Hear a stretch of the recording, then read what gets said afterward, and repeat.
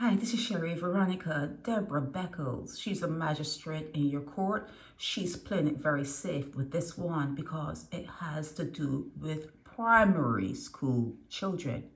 Primary school children.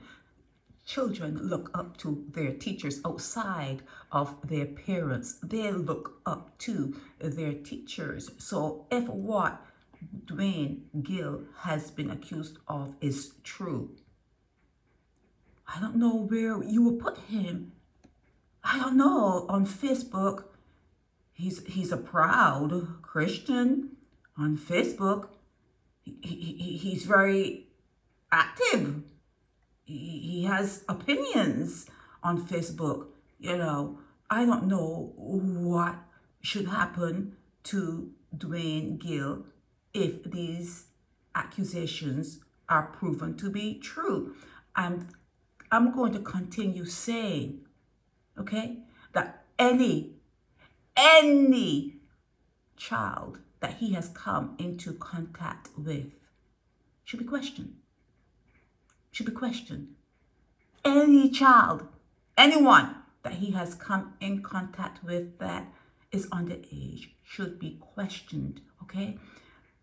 I'm going to continue to say, trust no one. I am going to continue to say that as bad as some actions seem to be, it's like breathing in certain parts of the world. It's like breathing. It's natural. It comes naturally. And you may say, oh, if proven to be true, that is so wrong, and this and that. And we have all kinds of names, and we have folders to put certain people in when they commit certain crimes. And in the United States, you have to get on a registry, which should be part of Barbados's platform. There should be registries.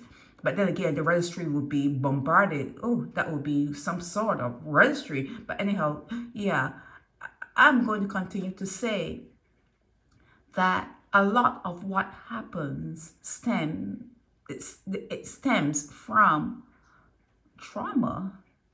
It stems from history. It stems from your assigned DNA, your assigned genetics, and it's natural. It comes very natural to you. There may be some regret.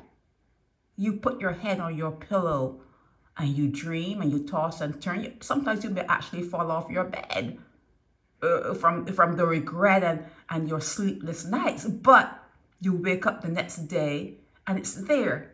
You wake up the next day and it's there.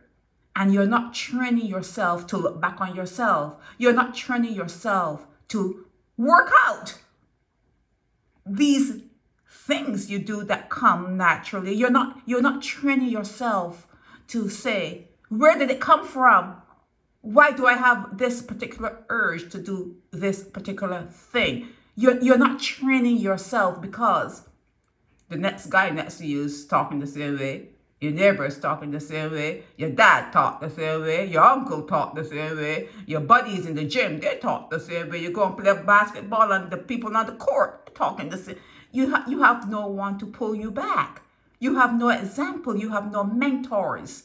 And it continues. But be that as it may, be your neighbor, be the uncle, be your own dad, be the person on the court, be the person on the gym. You have to pull all of the people that you are surrounded by and be them and pull them into yourself. And you have, as he says, this guy says he is a man of God.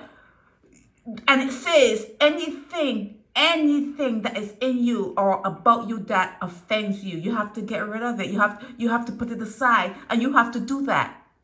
You're going to have to look at things that offend you, that may not be good for children, because they're going to grow up and the memory is there. So you're going to have to put things in, you're going to have to pull all of that energy inside of you, and you're going to have to chew up the good and spit out the bad. You're going to have to do it. You have to self-examine. You have to self-judge. You have to judge yourself. You have to be your own judgment day. Okay, you have to become your own judgment day and look yourself in the mirror and come away with some sort of plan to be better, to walk upright, to make someone happy, to not be a stumbling block. Don't stand in someone's way. Don't be envious. If you can lend a helping hand, lend that helping hand. You have to come away with things like that. You have to come away seeing everyone as a reflection of who you are. A reflection of who you are. You have to come away seeing that it's only you. You're dealing with yourself. If you steal from someone, you've stolen from yourself. At some point in your life on this earth, and you may have to reincarnate and reincarnate and reincarnate. It's up to you. But at some point in this life on this earth, you're going to have to come away with the understanding that you're dealing with yourself. You're dealing with yourself. And when it says love your neighbor is you. Your neighbor is you. Okay?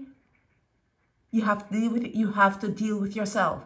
This is happening, has been happening, and people are going to come to my comment section and say, oh, this was happening from every long time since, and come with a lot of craziness.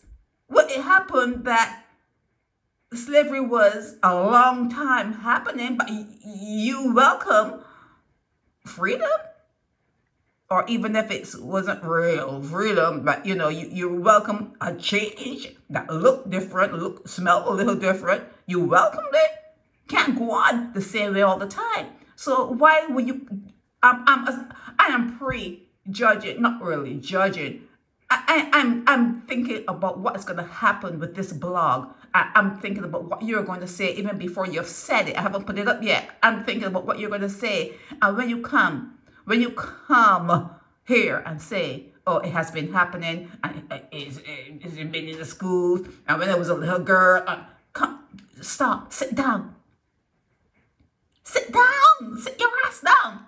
Sit your ass down, sit down. Don't come here with that. Everything is changing, and if you don't change, you're an anomaly. You are an anomaly, okay? Change is what happens here, and you have got to change your mind. And sometimes when I put up a blog and I say what I say, I wait for the opportunity for someone to make me change my mind about something. You're not that good at doing it. You're not that good at doing it, but I'm open. I'm open to that opportunity to have you say something to me to make me say, make me change my mind. You have to change your mind about this. You're going to have to, if you love your kids, if you want to untangle what is all tangled up inside you, you call it trauma. It's called trauma. It's in the DNA, it's in your genes. If you want to untangle the strands and walk upright, talk upright. Who you are in private is who you are in public. You don't talk up two sides of your mouth. You are who you say you are. You don't have to sign all kinds of agreement. Your hands shake and your word is who you are. It's who you are. If you want that, you're going to have to start unraveling a whole lot of things that are inside of you, and you're going to have to change. You're going to have to change your mind. You have to change your outlook on things.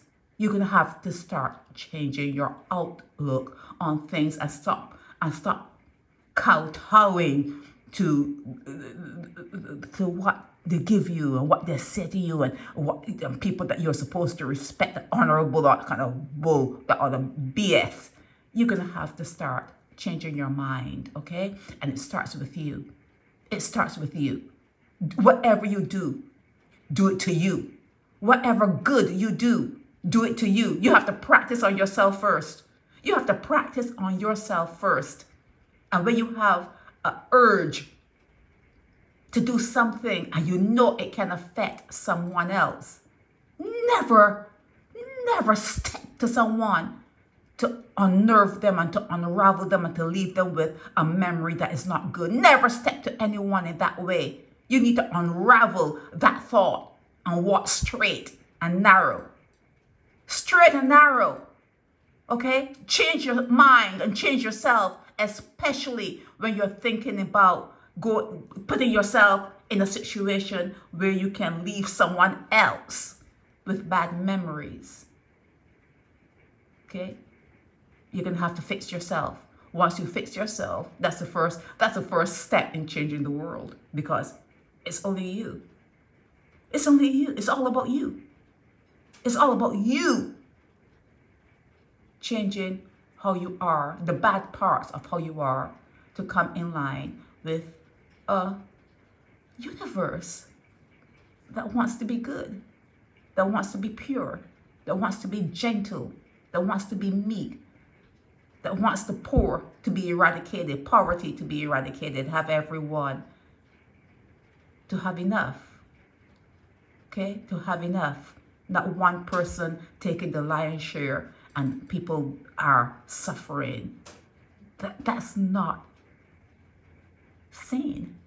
It's actually insane for you to get rid of the idea of people living in peace and harmony just to prop someone up and give them millions and billions. It's insane that happens in the world. But you prop it up, right?